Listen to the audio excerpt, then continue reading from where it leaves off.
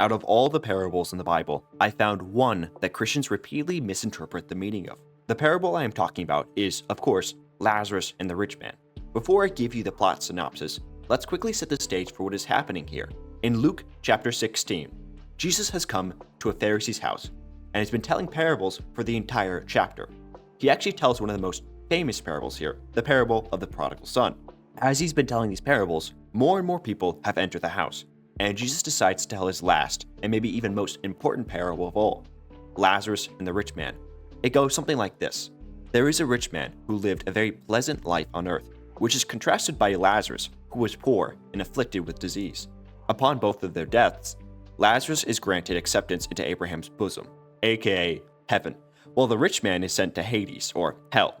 The rich man exclaims he is in agony in hell and begs Lazarus to come down and relieve some of his suffering. But Abraham tells him that is not possible. So the rich man then begs for Lazarus to go back to earth and tell the rich man's brothers who are still alive that the afterlife is real, so that they may be granted into heaven and avoid hell.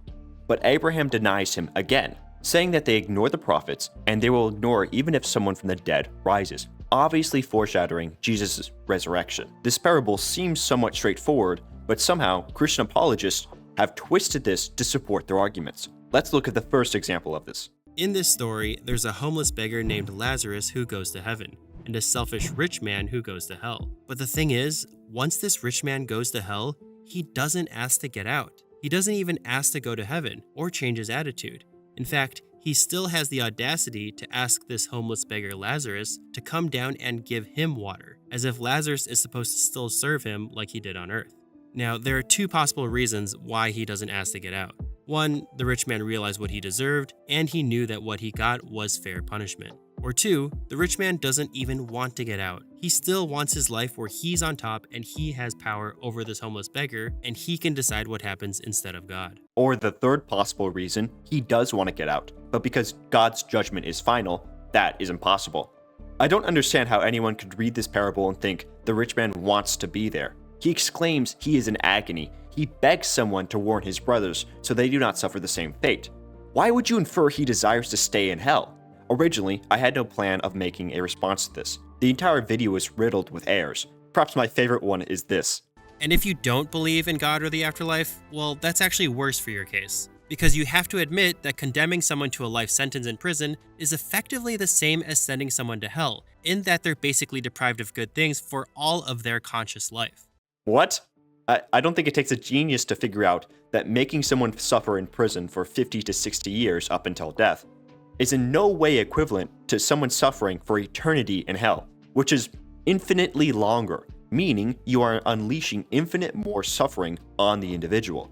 I figured the argument of the rich man clearly wants to be in hell was an isolated incident, and no other theologians would make that claim. Unfortunately, one of the theologians I greatly respect, inspiring philosophy, said the same thing. Even the rich man, in this parable, never asked to get out of hell. He only tries to get Lazarus into hell. I think this has to be the most obvious non sequitur. The official title for this is Argumentum ex silentio, which is the reasoning that because someone did not explicitly state something, they must believe the opposite. Light of the World and Inspiring Philosophy are saying that because the rich man did not say he wanted to leave hell, it makes complete sense that he clearly wants to be there. Now, I could just leave it there, but I want to give an analogy to help illustrate that this reason, along with Light's other reason that the rich man understood why he deserved hell, are both unfair inferences. Let's say my father has been falsely convicted of a crime he did not commit. I go and visit him in prison, and the two of us talk for 10 minutes about school and how mom has been doing. After the conversation, I go back home and think, my father never explicitly states, I don't want to be here in prison, or I don't deserve this punishment. That must mean my father wants to be in prison or knows he deserves it. Is that in any way a logical assumption? No, of course not.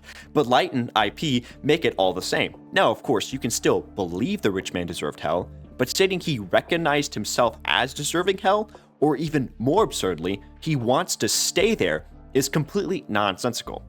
This is actually not the only time I've talked about Lazarus and the rich man. I discussed it in another video on hell as a fear-mongering tool, so if you want to watch that next, I'd greatly appreciate it. Otherwise, I'll see you around.